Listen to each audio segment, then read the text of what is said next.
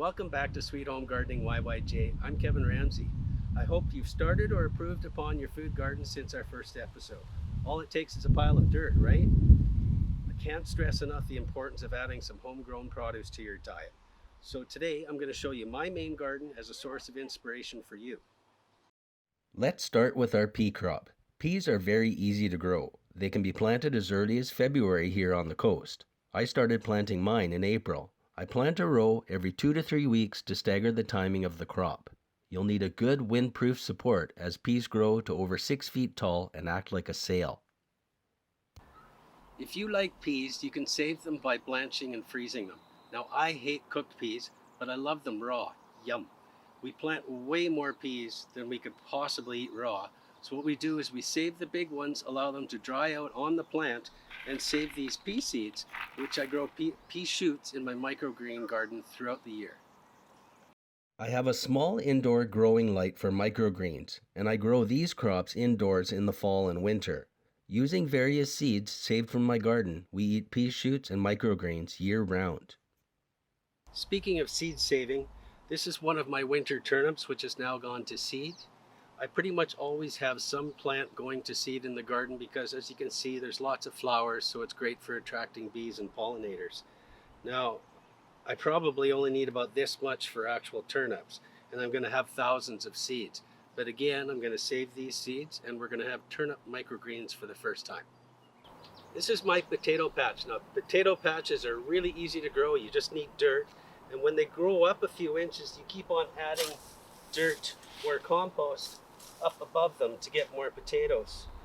Now, for storage, what we like to do is we love our homemade French fries. So we will cut these up, make French fries, deep fry them once in a lower temperature oil and freeze them. McCain's eat your heart out. So over here I've got my asparagus patch.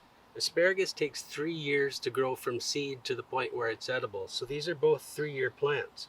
And what I just learned last year is there's male and female, and it makes a difference.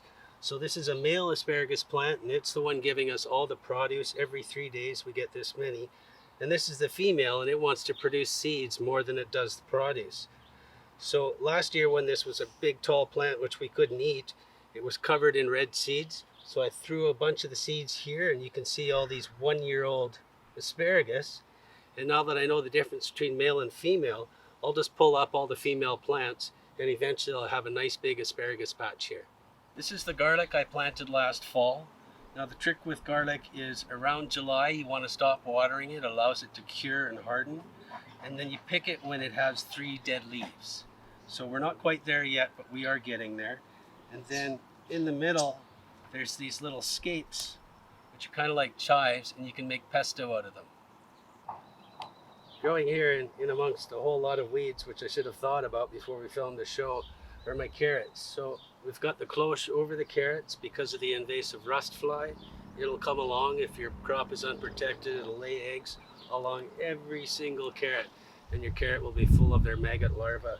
It's really disgusting, and it'll destroy the whole crop. So 2 key things for carrots: you want loose sandy soil, and you need to cover them here because of that damn fly. Along the rock wall, I've got a rosemary bush, peach tree, cherry tree, fig tree, garlic, beets, onions, chives, and chard, plus a strawberry patch made out of a simple, discarded bookcase. Repurpose whatever you can to improve your garden. Get creative. I've got a spare sink to wash the dirt off of my vegetables. I used old decking to build raised beds. I don't have a fancy irrigation system. I use hoses and Ys draped out of my oak tree.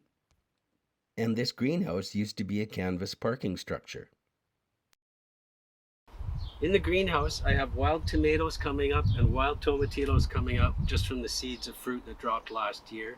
I'm just about at the point where I'm going to bring in the peppers and tomatoes that I started indoors and bring them out here into the greenhouse. Now that's a process known as hardening off, where you slowly introduce the seedlings to the sun for the first couple of weeks, 20 minutes a day, 30 minutes a day, 40 minutes a day, gradually increasing their resistance to the sun so that they can come out here full time. For beginner gardeners, I'd recommend buying seedlings from a local greenhouse or planting seeds directly into the soil when it's warm enough. Growing your own seedlings indoors and transitioning them to outdoors is next level gardening. Keep it simple for your beginner years. In about a week, I'll plant my squashes and pumpkins in this pumpkin patch. I started the seedlings in the greenhouse just so they can get established because the slugs love to eat them. And once they're a little bit bigger, I'll plant them here. Now, zucchini is a super easy crop to get started with, really abundant. Later in the show, in the later episode, I'll take you through making a zucchini relish. Part of protecting your crops is saving it, turning it into produce, preserves, whatever. And zucchini relish, yum. This is exciting. It's almost the time of year where we can walk out in the morning and pick our breakfast. We start here with these raspberries, and then we come down here to add strawberries and blueberries. Every morning, yogurt, granola, fresh berries, yum. Now let me tell you one trick for the strawberries. I've got pea gravel down here so that the strawberries don't absorb the moisture after they've been watered and rocked. This is my red currant bush, and you can see it's loaded with berries. Last year I did a horrible job. It wasn't protected. I ended up with a handful of berries and the birds got the rest. You gotta protect it. I'm just in the process here of trying to figure out better protection. Here we are in beautiful Victoria, and it's almost June. This is the best time to plant a lot of crops. You can plant later, but this really is the best time. So let's get you started. Get some dirt, plant it, water it, protect it. It's that easy. I'll be back again soon with more inspiration and tips. Until then, happy gardening.